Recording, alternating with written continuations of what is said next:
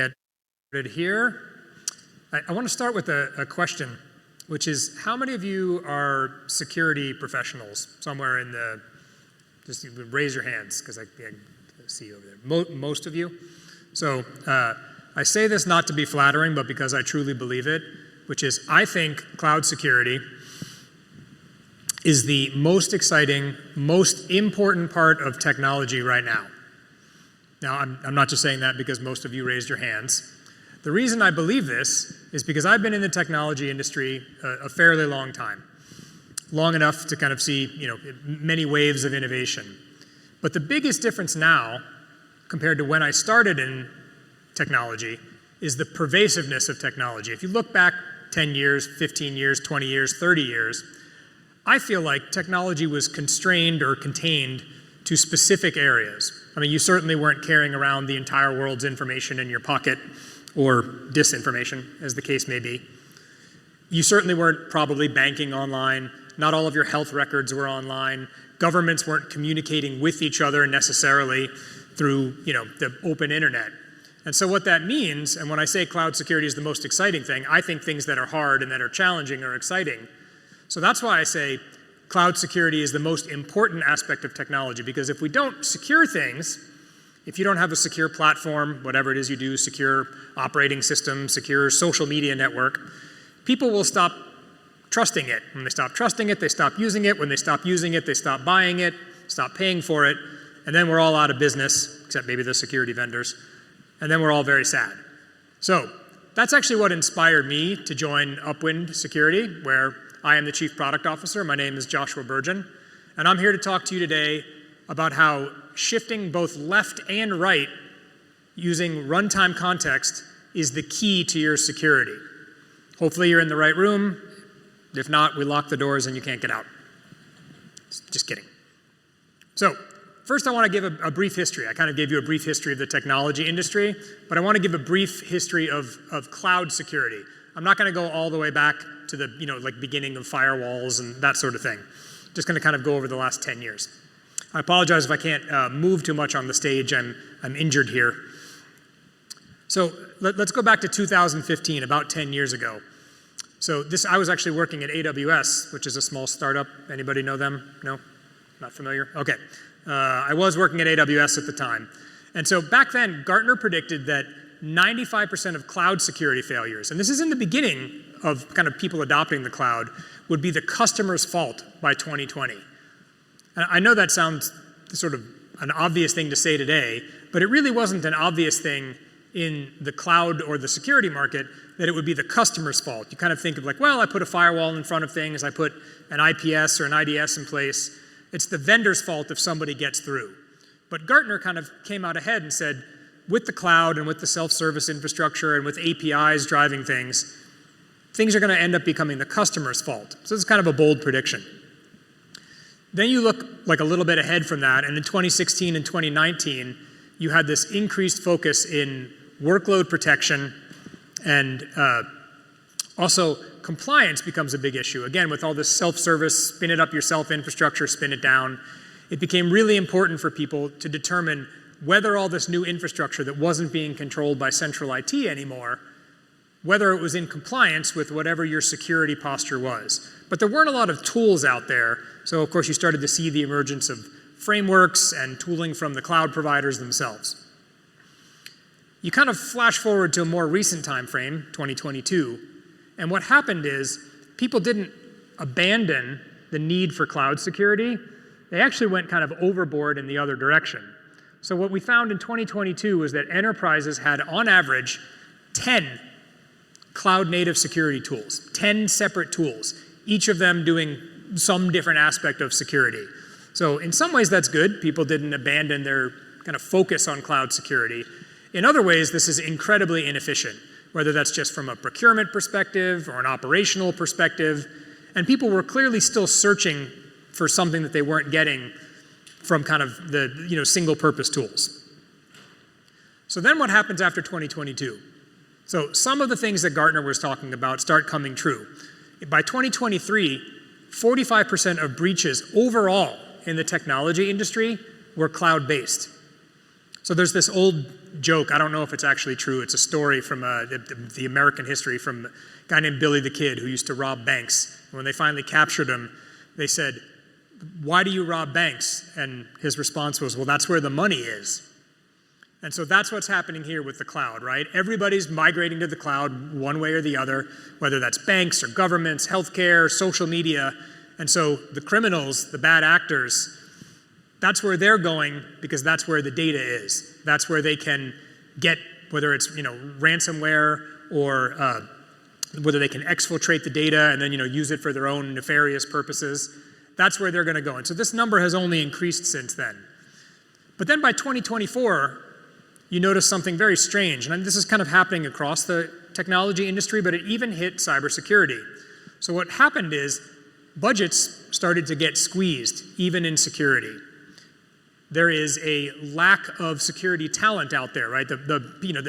Actually, a better way to phrase this would be, there's a lot of security talent, but they're in such incredibly high demand that the people who are really talented have their pick of jobs. So if this new company trying to move to the cloud, is trying to find the best security talent, it's unlikely you can compete with maybe the top players out there who've already swooped up all of that talent. So I kind of find this very strange when I think about the evolution here. Everybody migrated to the cloud. They increased their spending on technology. Technology became significantly more pervasive in everyone's day-to-day life. Everybody acknowledges that cybersecurity is as important as it's ever been, but the budgets got squeezed. People didn't figure everything out and kind of consolidate on a single tool. So what does that look like going forward? What does that mean? So again, going back to Gartner here, what they're saying is that in 2025, by next year, that 75% of new CSPM or Cloud Security Posture Management purchases will no longer be independent tools. They will be part of something that they call a CNAP, which is a very fancy long acronym here for Cloud Security Platform or Comprehensive Cloud Security Platform. And by 2026, you'll see a significant consolidation. We'll go down from those 10 different security tools that people have on average to 3 or fewer vendors. I can say as one of the vendors in this market, this is definitely something we're seeing. But if you notice, it doesn't say one vendor. It's very unlikely. And I think if you kind of reflect to yourself about your security needs or your security work, it's very unlikely there's going to be a single security tool inside each company that solves every problem that an enterprise has. It's even the case in the very large enterprises, and I know this from when I talk to CISOs, that they can't even get all the divisions to agree on the same approach to security. But even with that, a consolidation from 10 down to 3 on average, it is a significant change in the way people operate. So what that means, though, is you can't just consolidate tools and abandon some of the things you were getting from the other tools, right? At the same time, your challenges are increasing. So kind of where does this leave you? I would argue there are 3 escalating challenges in cloud security today, and this is part of what's driving that consolidation, but also innovation in the market. So the first challenge is what I would call prioritizing real risks. So what this means is that it's an endless amount of risk out there, right? There's posture risks and identity issues and API weaknesses and code vulnerabilities. There's insider threats. There's phishing. You can think of all the million things. But the issue is, how do you know which ones are real and which ones are theoretical? Which ones are you exposed in case someone executes the most complicated Mission Impossible style attack that you're never going to see in the real world? And which ones are things that someone could take advantage of and you could be the next breach that you don't want to be, right? You could be the next case where someone has been inside your network for 9 days and exfiltrated 500 million records, as recently happened. So that's a big challenge, right? What are my real risks versus my theoretical ones? I'm overloaded with alerts. I hear this all the time from security teams. The next is optimizing your team efficiency. So at a high level, if you break it down, you can kind of think of developers, DevOps, and security teams. DevSecOps, people kind of merge those together. It's not really one team. You have to optimize how each of these teams are working together, but also how they're working independently. And they all have totally different workflows, right? Security engineering has its own workflow, its own agenda, right? Its own mission, its own goals. But same with developers. And a lot of times the security tools out there, they're not built to kind of solve for that problem. They're not built to make your teams more efficient. They might be built to just serve what the security team needs, and then they're dumped on the developers. Or they only solve a problem for DevOps, but then the DevOps team can't talk to the security team and prove that they're being more secure. So when you kind of, it's a big challenge, right? When you have these teams that are self-serving in a way they weren't self-service before in the old world of data centers and kind of fixed infrastructure. And then the third, and maybe the biggest problem, is defending against what I would call a never-ending sea of evolving threats. So this can be anybody from organized crime, nation-state attacks, the rise of AI, which you've probably heard a lot from AWS over this conference about. It actually has driven the cost of attacking you at incredible velocity, along with the cloud, down to almost zero. So I find that sort of remarkable to think about. You can attack people at really high velocity, at almost infinite scale, for almost free. And you're sitting here, whether you're in a security professional job or whether you're at a company trying to secure yourself, thinking, how am I going to defend against that, right? The attacks are getting more sophisticated, they're getting more numerous, they're getting more damaging. In some cases right now there are regulations in certain countries, like in the UK, where the CISO could be held liable for a breach. So, what do you do kind of in this world? So what I would say is those complex challenges require what I would call security excellence. And so security excellence is not just a single thing. It's a whole series of practices, it's a whole series of kind of applications and protections that you have to put into place. And you may find yourself on kind of different parts of this scale.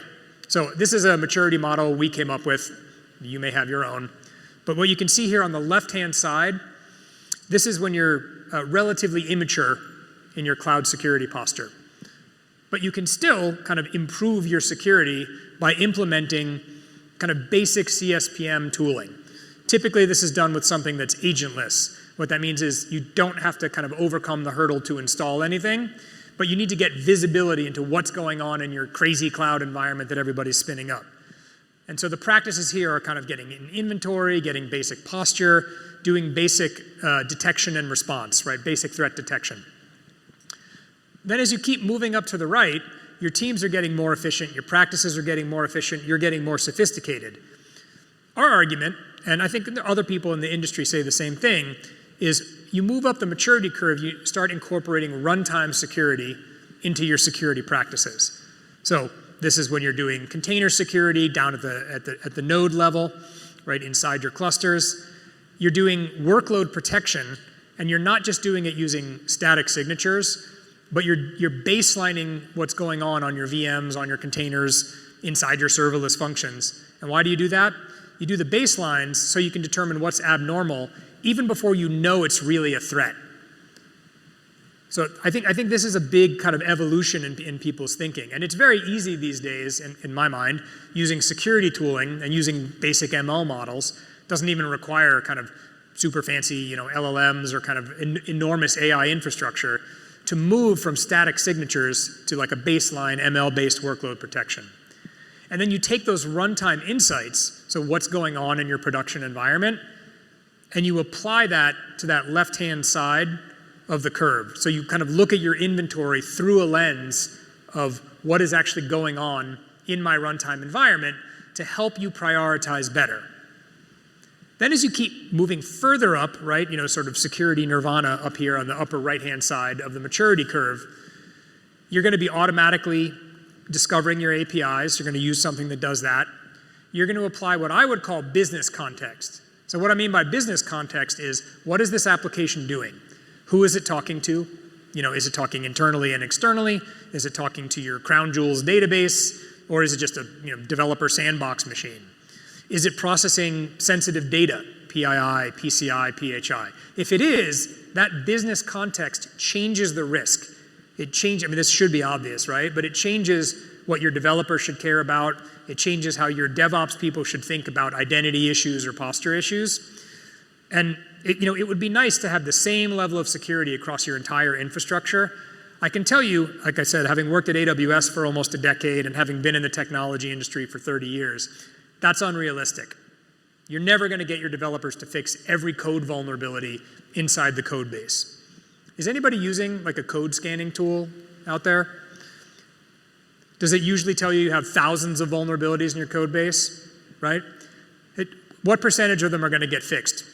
It's not a high percentage of them. But you want to fix the ones that matter. So this is where that business context comes in.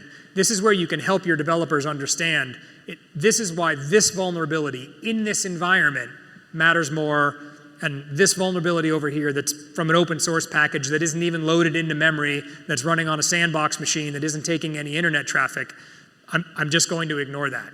Maybe down the road when we upgrade that to the next version of that OS or that open source package, the vulnerability will be fixed, but I'm not going to focus on that. This is a kind of significant shift to the way we saw cloud security practiced, and it's certainly a huge shift from the way we thought of security 20 years ago. You put a firewall, you put some intrusion protection in place, kind of rock hard on the outside and soft and squishy on the inside. So this kind of defense in depth requires you to think in a more sophisticated way to become really excellent. And then the last thing is what I would call sensitive data discovery. In some cases, you probably know where your sensitive data is. Like if you have a machine that processes, like a database, processes credit cards, you know that there's sensitive data on it. But you've probably had an experience in your own environment where you're surprised that there's some cluster or some microservice that's processing sensitive data. And sensitive data is a pretty expansive category these days, right? It includes emails and names and obviously national ID numbers and health information. You need to have something put in place that actually discovers where the sensitive data is flowing. And again, that context is what tells you what's more important to secure and what might be slightly less, because your exposure risk is determined based on these factors. So obviously I think probably everybody would love to be on the upper right-hand side of this maturity curve, and maybe that's the audience here that I've got the security geniuses in the room. But I've talked to like hundreds of companies, thousands of CISOs, and I'm actually continually surprised by how many people are still just getting started, whether it's because they just moved to the cloud recently or they haven't put practices in place consistently across their infrastructure. So in that world, it's still a significant improvement if you hop onto this maturity curve and build yourself an inventory that isn't based on what people tell you that's there, but based on what you actually discover is there. Or if you kind of run posture and threat detection across all of your machines, all of your nodes, all of your servers, even that is a significant improvement over doing nothing, right? Or assuming your developers are embedding security in their applications. So again, this is this maturity model.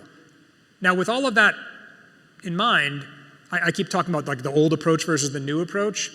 I want to dimensionalize the risks a little bit. So you could take everything that I just said, right? All the breaches are going to come from the cloud, everything that you know about people spinning up and down environments at a rapid pace, and you could still approach it with the old security tooling model in place. And so what that looks like, right, is you're kind of going to brute force your way to, having people close ports. You're going to use command and control to prevent them from even launching any infrastructure, right? You're going to have a separate spam filter and your phishing tools. You're going to kind of look for crypto mining manually. Right? All of these things you're going to try to address independently. So this is actually the way that, with the 10 different tools, this is what people are doing. So this is a little bit of a quiz. With the existing model, what is the average amount of time it takes to kind of detect a breach? Do you think it's like 1 day, 10 days, 100 days? 277 days. 277 days to identify and contain a breach. Now, the damage caused by the breach, depends on somebody actually exploiting it, but this to me is incredibly unacceptable. If I found out I was working somewhere, I was the CEO, and my security team or my engineering team came to me and said, hey, we found that there was either a breach or kind of an exposure that we had, and then I asked them like, oh, okay, well, that's good, I'm glad we found it. We found this right when we rolled it out, right? Like we got into, we spun up a new server and then it was discovered the next day. and the person responded to me that it took them 277 days to find this, I would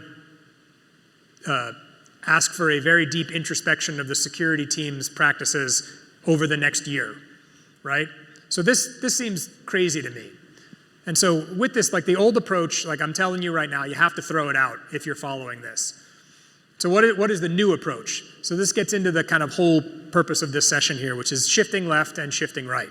So what do those terms mean? They might mean different things to you. So you can't just kind of have these brute force individual components. Shifting left it's not a tool, right? It is a practice. Shifting left, in theory, is guaranteeing security at the earliest stages of the development lifecycle. Now, there were a lot of tools that emerged in the last 5 years that promised this. We talked about code scanning and vulnerabilities. In theory, it would be nice between code scanning and infrastructure as code, IAC scanning, and that you guaranteed that you had absolutely no security issues from when it left the developer or the DevOps person before anything gets spun up or rolled out. So that would be great. It's actually very vitally important. I'm not actually arguing with shift left practices here, but understanding the whole history of events, right? Who was the developer? When did the code get committed? When did it get rolled out? When did the changes get introduced to your environment? Those things are all really, really important. But as I said earlier, this is not enough. I have never been anywhere, including, I can say this now because I don't work there anymore, including at AWS, where all of the vulnerabilities are resolved before they get into production. Even with really sophisticated tooling, there's a bunch of reasons why it's either impossible or some of the vulnerabilities you won't even know, right? They're kind of discovered out there in the wild. You can think of 0 days. So then you say to yourself, okay, shift left doesn't solve everything. I'm actually just going to shift right. And in some ways, this is also another practice people used to use. I'm going to protect myself at the perimeter. I'm going to protect myself in my runtime and production environment. So you do need to do this. You need to have real-time, continuous, ongoing security in your production environment. And so what this means is you're detecting your threats in real time. You're using that context that I described to you, which is how do these servers, these VMs, these containers, these functions, how do they actually talk to other services? Do they talk to the internet? Are they taking ingress and egress or not? The challenge, of course, is by the time you get here, if you're only doing shift right, just like if you're only doing shift left, unless you actually fixed everything and never pushed anything out and never had anything exploited in the wild, you'd have a problem, which is why you need shift right. But if you only do shift right, if you're only looking here, your security team has no idea how things got this way. They know something is wrong, right? They detect a threat or an intrusion or some kind of breach. But they don't know how things ended up here. They don't know how the code was rolled out or who rolled it out. So my argument, and our argument here at Upwind as well, is that the new approach is shifting left and shifting right.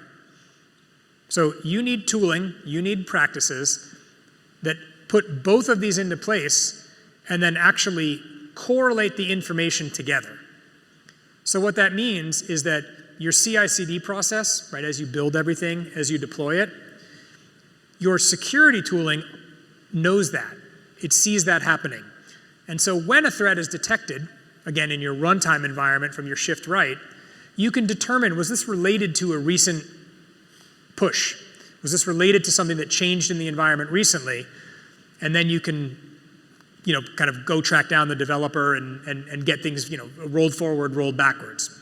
Similarly, on the kind of shift left side of things, you need tooling that tells you before you roll something out, so as part of your build process, what context do I have from my runtime environment where I could run a what-if scenario on a new build and say, this isn't just a theoretical risk. I know where this image is going to be deployed. And I know that in the environment it's going to be deployed, these vulnerabilities make that environment more vulnerable, more risky. Or they're fine. That's what's going to speed people up, right? Using that context to connect it together. That's how you're going to prioritize. It's also how you're going to get people talking the same language. So if you have tooling and practices put in place that combine the shift right and the shift left together, that's how you're going to move up that maturity curve. That's how you're going to get people to be more efficient. So what this fundamentally means is when you're looking to consolidate your tooling, maybe you're not using 10, which is the average. Maybe you're using 20 different systems. Maybe you're using 5 systems. But if you're looking to consolidate, my argument is that you need a runtime-powered cloud security platform or a CNAPP. You don't need something that's just runtime, right? That's just the shift right portion. But you need something that has a runtime component so that it can kind of combine all that information together. So that whether you're looking at your posture, whether you're looking at the runtime workload protection, whether you're looking at application security, to be able to be secure while you're building in the cloud, secure at runtime, you need to correlate across all of those things. So whether you're looking at something like Upwind, which I will talk briefly about before getting back to the subject, or anything else, my argument is based on the escalating challenges of cloud security and who's out there, and kind of needing people to be more efficient. You're not increasing the budgets. We're not going to throw human beings at the problem. Your cloud security platform should have both the shift right and the shift left in it. The reason, and we say this at Upwind, is it goes down to these things you can see at the bottom here. When you're shifting right and shifting left together, you're going to reduce that noise. Remember I talked about this? You're reducing the noise by 95% because you have the context to know what really matters, what's really critical. Not just theoretically critical, not just critical because, open source body or because NIST tells you the vulnerability is really critical or because your CISO says everything should be resolved, but critical because the runtime context tells you that. Similarly, you're going to be able to reach the root cause of your security issues 10 times faster because of that shift left component. You know when things are getting built. You know when things are getting deployed. You know the whole history. You can reconstruct a timeline. And also when you know that history, remember those baselines I talked about? Your runtime baseline and your build time kind of combine together to form the baseline of what's normal in this environment, what changed over time. And that's what's going to let you discover the next zero-day vulnerability before it's even disclosed. You can just know that something is unusual in your environment, right? Somebody either internally or externally is attacking you because something unusual is happening because you can correlate across the shift left and the shift right in your own environment. So again, it's the nirvana here is that you have one tool to do all of these things. So that whether you're on the left-hand side of the maturity model or you're trying to move all the way up to the right hand, you can kind of have one thing that combines all of this context together. You could probably do this yourself. I mean, certainly large enough companies, I'm sure somebody AWS size or Google, Microsoft, they're correlating all this information across different systems. And as you saw from Gartner, they didn't predict that everybody was going to get rid of every tool and consolidate it down to only one. Certainly even a tool like Upwind or other CNAPPs do not replace your WAF. So you're still going to need that. But going down from 10 to somewhere around 3 security tools, looking for a platform that can do all of these things, this is going to be significantly better. So before you came here, does everybody remember the name of this session? Hopefully you haven't forgotten it in the last 30 minutes. It was the 5 reasons why runtime is the key to shifting left and shifting right. So these are kind of the 5 takeaways for you, where if you were going to go back and say this guy was a super genius and I want to implement this in my own company, you don't have to say the first part, maybe just the second part. These are the 5 takeaways. So the first is that I mentioned this a couple times. It's an underrated aspect of why security succeeds or fails that most security tooling does not make people more efficient. I mean, I know security is important. When I was at AWS, we used to say security is job 0, right? It's the most important thing. It's baked into everything we did. I certainly think security is very important, but team efficiency is super important as well. If you go out and implement tooling that makes people less efficient, and most security tooling does, if you go tell the developers, hey, I'm going to be inside your IDE highlighting every vulnerability because we're shifting left now, your developers are just going to revolt. Like I'm telling, I was a developer when I started out my career, and I would have just lost my mind because that's not what I'm here to do, right? I'm here to deploy new code. Now, if you told me there was a way to make my code more secure without slowing down my development process, I might listen. And then if you told me you're actually going to give me the context I need to understand which issues or vulnerabilities matter more than other ones, now I'm really listening, right? So shifting left and right together, right, giving me that right-hand side runtime context into my shift left, that makes the conversation more productive, right? Security is talking to developers in a way they can understand, or to the DevOps people, right? Or DevOps people are talking to the developers in a way they can understand. So I think this is a criminally underrated benefit of kind of shifting left and shifting right together. So the second reason, and I keep harping on this, is focusing on the risks that matter.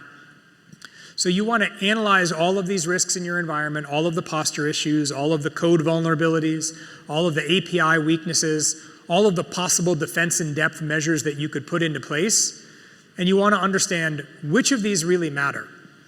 And again, I would love to believe that everyone is going to harden their servers to the level of, air-gapped kind of, secret, top secret clouds with only, citizens of a specific country working on them. And that's obviously what some people do, right? The US government does that, other governments do that. Most people's workloads, that's unrealistic. You would actually you'd go out of business, right? You can't run your workload in an air-gapped environment. And so in that, you've already accepted some level of risk. So really the next question for you is, what are tolerable risks and what are intolerable risks? And you can only answer that, in my opinion, with the shift left and the shift right combined. The third is finding and stopping threats in real time. Again, if you're only shifting left, I said this earlier, that would be great if you remediated every issue before it got to production. But I guarantee you that you won't do that, and that there's some kind of configuration issue or some kind of risk you don't know about, whether it's a code vulnerability, a CVE, an API weakness, a CWE, or just some kind of gap with these sophisticated attackers being able to kind of do things like lateral movement and privilege escalation. Even things that don't look risky can be chained together and turn into a breach. So again, you still need a runtime component watching your production environment, even if you have really great shift left practices. So even if you have really great, remember the left-hand side of the curve with the CSPM and the agent list, even if you've got a really good inventory and kind of a really decent security posture, if you don't have runtime detection, you have a big gap in your security posture. So tools that are entirely agentless require you to either go buy a separate piece of runtime or do something yourself. The fourth reason, the fourth key, is discovering and securing applications. So again, I think most of us have been in the situation where when we want to go create an API catalog or we want to understand our secure data flows when someone asks us, we go ask the developers and they produce a diagram or something from the code base that is out of date the minute they produce it. So again, you still need the code base. You still need to understand where's the code, where did it come from, how did it get here. You kind of look at your infrastructure as code, your Terraform, your CloudFormation, whatever your scripting language here. But you actually need the runtime to know what are the APIs actually in my environment. Where is the sensitive data actually flowing? So again, that's another one of those examples where you can get pretty good if you just do an inventory, whether it's from your code base or from what's been deployed. But if you don't have runtime, you don't actually know how those APIs are actually communicating with each other. You need something that can look at layer 3, layer 4, layer 7 of the network stack and can actually look at the payloads, because only inside the payload can you actually determine if something is sensitive data. You would be surprised, maybe you wouldn't be surprised. I'm continually surprised by people who name their APIs something innocuous. It doesn't say like we're processing emails here, and then start passing credit card data around. And the next thing you know, you have a server or a container exposed to the internet, and somebody who maybe should have a little bit of a reprimand is passing credit card data around because it's how they're gluing two microservices together. So again, you need that runtime context. You need the discovery of what's actually happening, not just what people tell you is happening. And at the same time, you need to know where this came from, because otherwise you're going to spend forever hunting down how did this end up here. That's that 10 times faster to root cause. Because this happens a lot, is the security team discovers something and then goes and tries to hunt down how did this get pushed to production, who did it, when did this happen, how long has this been out here, and they have no idea because the security tools are not tied to the build tools, they're not tied to the CI/CD process. And then again, the last reason here is also this kind of team efficiency. This is inside the team, not just the teams talking together. So this funnel you see here, this is actually from the Upwind security platform. What this funnel shows you in this instance is there were 800 CVEs in the code base. So now developers are thinking, I have 800 CVEs to fix, I'm never gonna fix all these things, it's insane. We filter that down. Other people might filter it differently, you might choose to filter it differently, but we filter that down by, is this package even in use? So it got deployed, but did it even get loaded into memory? And again, that's the shift right and shift left together. Is it taking active internet traffic? If it's not, the risk level goes down a lot. And then you can filter it more by metadata about the risk itself, right? In this case, the CVE. Is there an exploit available, right? Can this be exploited, right? In the NIST database, is there a published exploit? And then what is the CVSS critical severity? So in this instance, which is a real example from a customer, we went down from 800 theoretical risks to 9 absolutely critical must-fix risks. And then we can tell the developer, here is the context, here is these 5 factors, these risk factors that make it important for you to fix it. So now the development team is much more efficient, and the CISO and the security team are happy, hopefully. I don't know if CISOs are ever really happy, but they're happier because they know that their most critical risks based on the business context and what's going on in their runtime environment have actually been resolved. So when you kind of put those 5 things together, we talked about improving the collaboration between the teams, focusing on the risks that actually matter, finding and stopping threats and attacks in real time, discovering automatically, and securing your applications, and then improving the efficiency within each team. So whether that's your developers and the CVEs or the API weaknesses, whether that's your DevOps team and helping them understand out of all the different frameworks that are out there, right? The CIS frameworks and GKE and AWS and NIST and PCI, which of these posture issues are more likely in your real environment to cause you an issue, and which ones are just theoretical, and maybe you can kind of push them down till later when you have time. So I hope this has been educational. I did leave time here. Appreciate that, everybody. Thank you. I hope you have a good rest of your conference, and thank you for coming today. Again, Upwind, booth 538, giant surfboards, big palm trees. You can't miss it. Thank you.